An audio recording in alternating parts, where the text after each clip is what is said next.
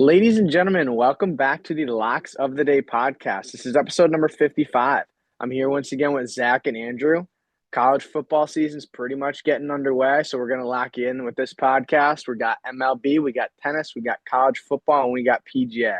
Past four podcasts, we're up 7.7 units. That's free profit right there, ladies and gents. We're going to get right into this week's picks for you. Andy, you got the MLB three-star kid? Go give it to him. Yep.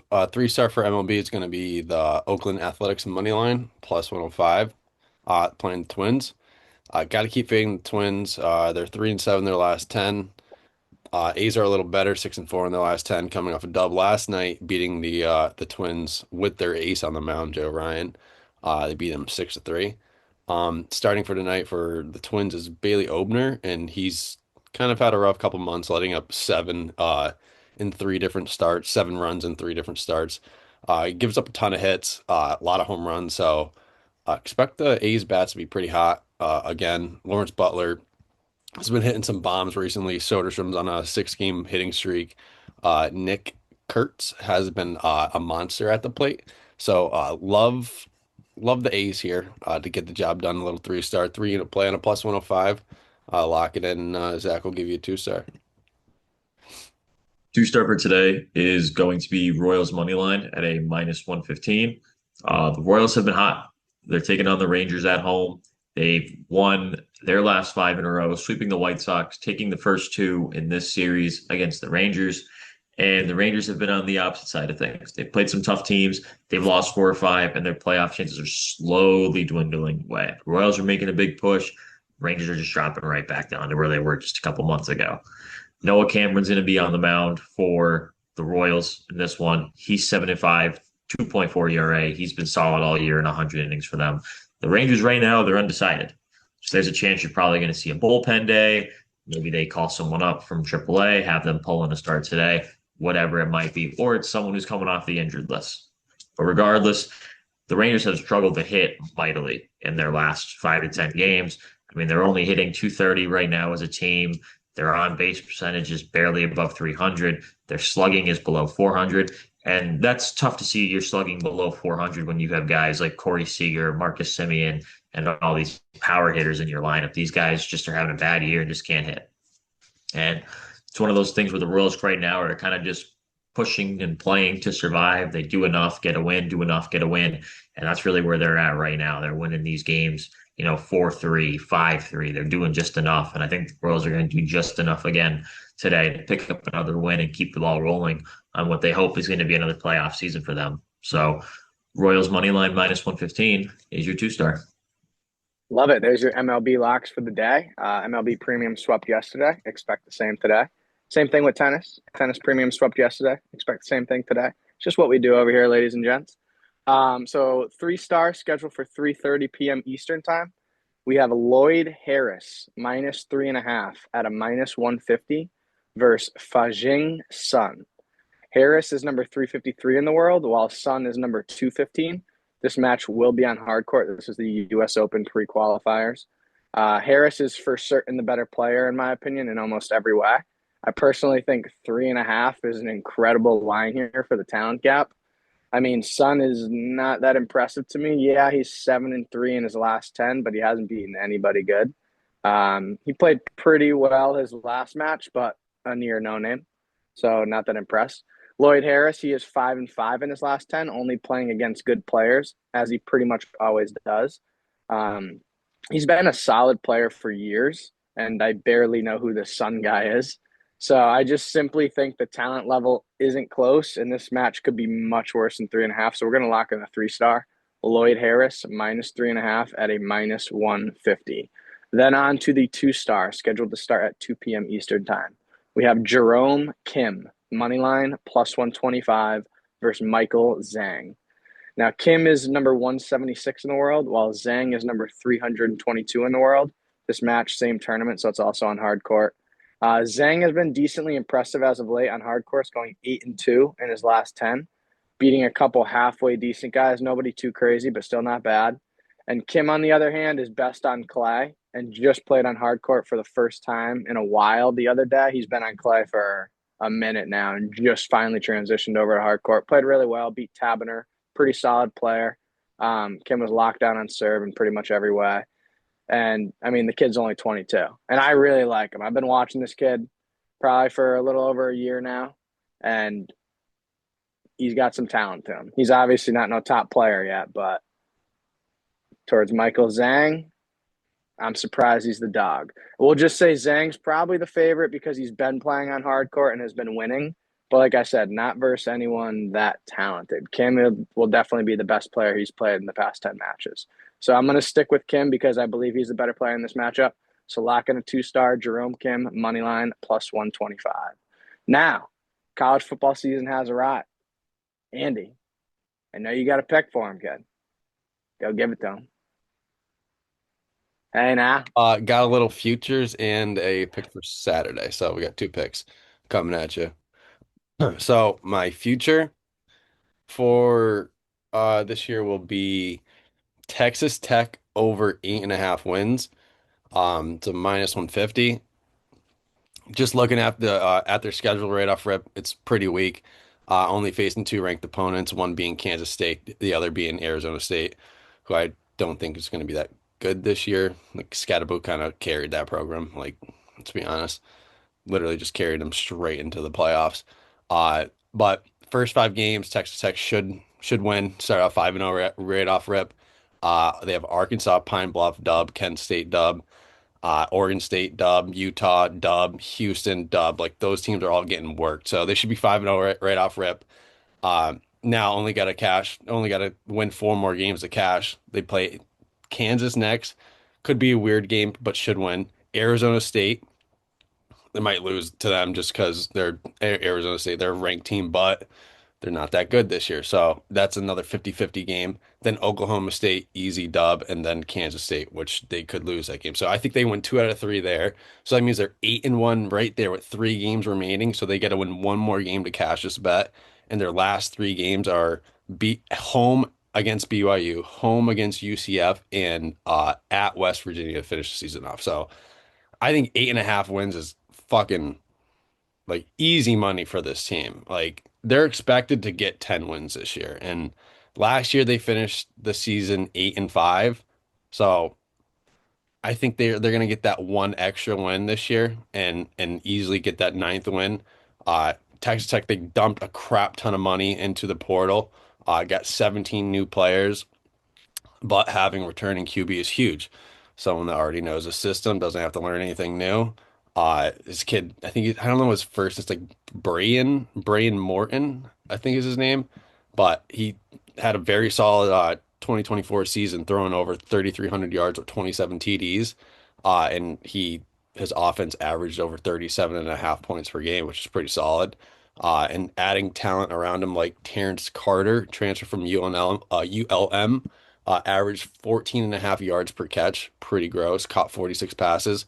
Running back from USC, averaged 7.5 yards per carry, pretty solid. 2 offensive linemen, a senior from Miami, Ohio, and a junior transfer from UNC.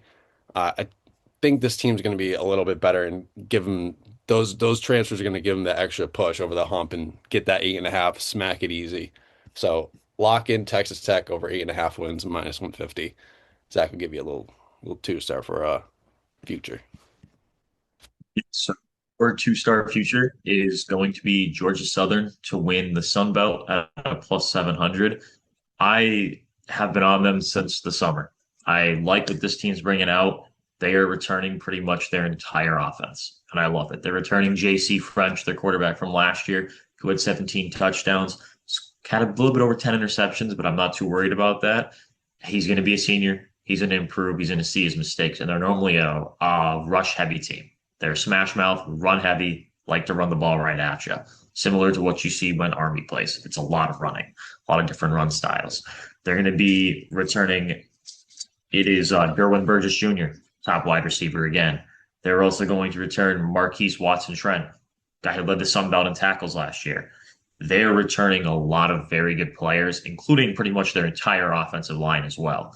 Their coach did something very impressive, and he was able to keep a lot of the kids from that program from transferring after a year that was decent, but could have been better last year. They ended up losing in the I think it was the New Orleans Carriers Bowl. They lost to Sam Houston, and Sam Houston was a 10-win team last year. So it wasn't like they played some bad teams, but they saw themselves being in the Sun Belt Championship last year, and they weren't. So they're looking to avenge what they saw last year. And what I'm looking at too when I see this team is that they have a solid non-conference schedule. They're starting off right away at Fresno State, and then they're staying on the West Coast and they're playing USC. And in that Fresno State game right now, they're only 2-point dogs on the road against a Mountain West team. So this team is solid. The books know it. A lot of people know it. This team is a solid team. And then they're going to play Jacksonville State in Maine. And then we go to their non-con or their conference schedule. They're going to play James Madison, toughest team in the conference without a doubt. Look at the rest of their schedule. They're going to avoid Texas State, who's probably arguably one of the best teams in the conference. They're going to avoid Louisiana Lafayette, one of the best teams in the conference, and they are just going to play a bunch of teams that are trying to rebuild their programs. They're going to play Southern Miss, Georgia State, get them out. Arkansas State, App State, App State's rebuilding, get them out. Coastal Carolina is starting to get better, but still not back where they want to be. Old Dominion is still rebuilding. Marshall just lost their entire program after a fantastic season because they wouldn't pay their coach.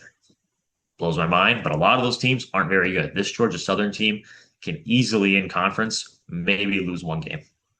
Get themselves to the Sun Belt Championship, possibly with a rematch with James Madison, or find themselves playing one of these other teams. But I think plus 700 is a very good line for them, considering James Madison right now is sitting at a plus 270. And just last week, Georgia Southern had the fourth best odds in the conference. Now they have the second best odds to win the conference. But I genuinely just love what this team brings. If they stay consistent on the defensive end and improve on their weaknesses, which was their turnovers last year, they are going to be a scary team, and they do have a chance to be one of the Group 5 winners that comes out and possibly plays in the college football playoff as the 12 seed, because they have everything. They have the run game. They have the pass game.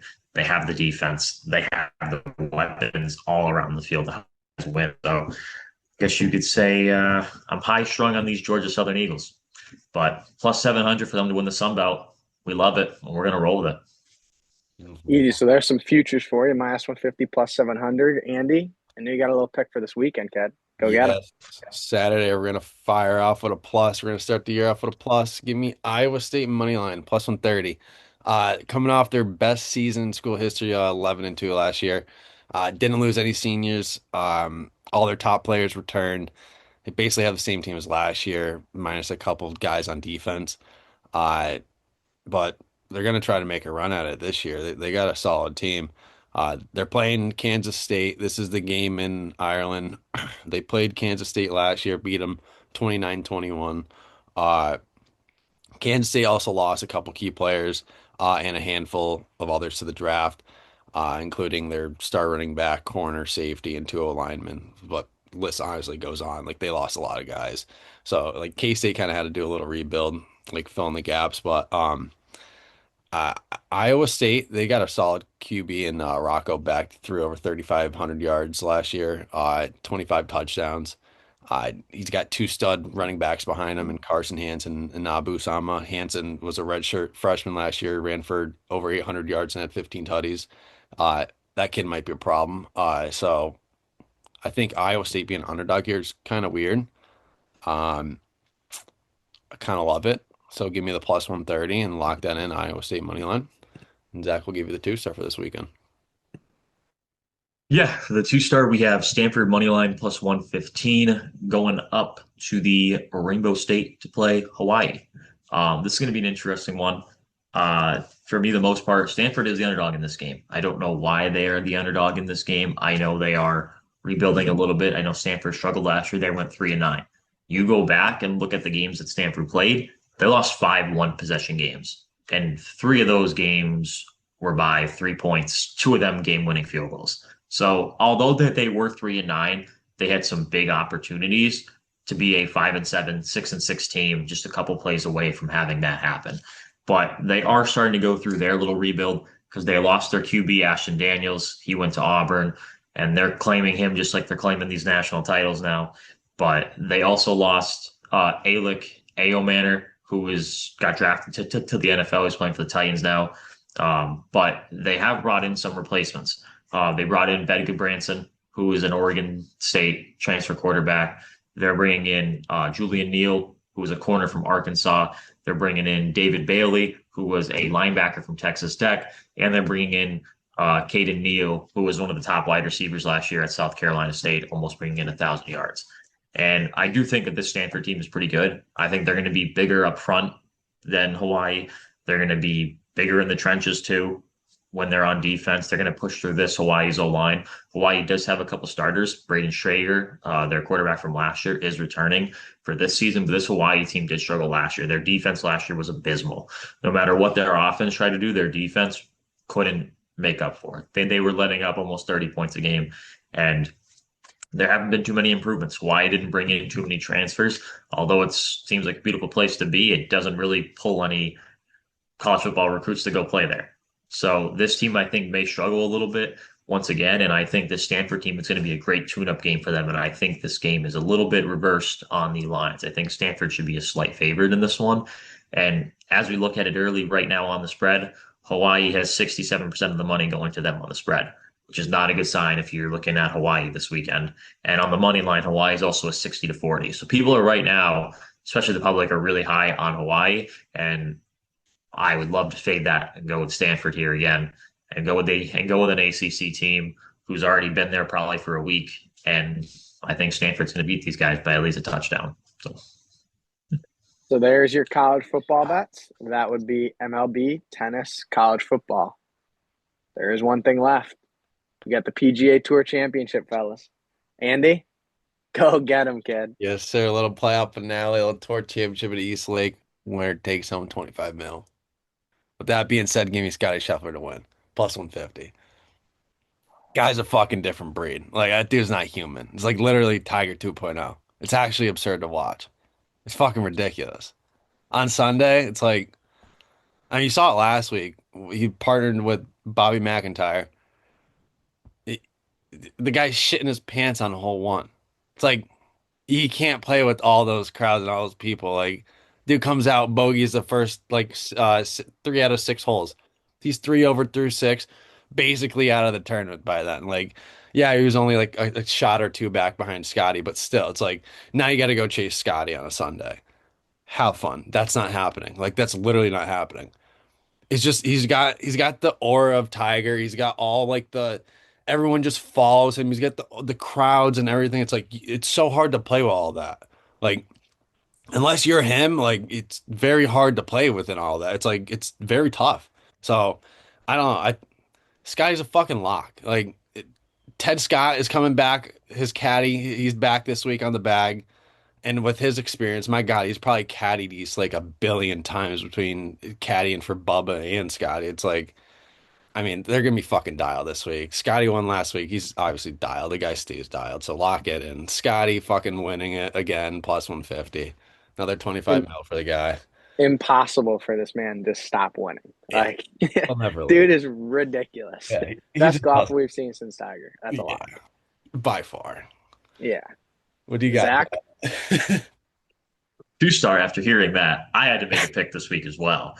So I'm taking Andrew to win the whole thing. Woo! What I mean by Andrew is I'm taking Andrew Novak plus 100 to make the top 20. So Andrew Novak is the only player in the field with a plus to make the top 20 because there's only 30 players this week. So, and I'll tell you, you look at Andrew Novak's stats. This guy hasn't had a bad year. He came in second in the RBC Heritage Classic where he lost in a playoff hole. He ended up winning the Zurich Classic in New Orleans. But when you look at his stats, he's played in 25 events. He has a win. He was a runner-up. He's placed in the top 10 5 times. He's placed in the top 25 10 times, so almost half his events. And he made 17 out of 25 cuts. He's played very well this year. He finished, as of right now, 15th in FedEx points. And he's really been solid. And one of the things that I mentioned is that, he started off with, in a group of 70 plus people, if not more. He's managed to beat out a bunch of golfers to get to this point. And now for him to hit the top 20, he only has to beat out 10. He just has to finish 20th just to place. And he's been solid. I really do think he's been solid. And I think this guy might shock some people. He's going to turn some heads because you're going to have some good golfers in this field that I think, they may not have their best tournament because they've been solid these last couple weeks. And like I said, it's only 10 spots. I can't really go into too much detail about this guy, but it's something's calling his name. I think Andrew's got something this week. So, Andrew Novak plus 100 2-star. I mean, I can't follow up Scotty, but maybe Andrew Novak will play second. We'll see. Lock it in. Love it. Little PGA Tour Championship locks for you. But you fellas got anything else? I'm all set. Next week probably do an NFL pod. Lock it in with Stay futures tuned and for shit. that. Yeah. Over 100 units last NFL season. Yeah, nothing It's crazy. free money. Not free money. But anyways, thank you so much for tuning into the Locks of the Day podcast. That was episode number 55. We will see you next week with some NFL futures and locks. So stay freaking tuned. Get all those picks in today of MLB tennis, college, football, and PGA. Thank you. We will see you next week. Peace.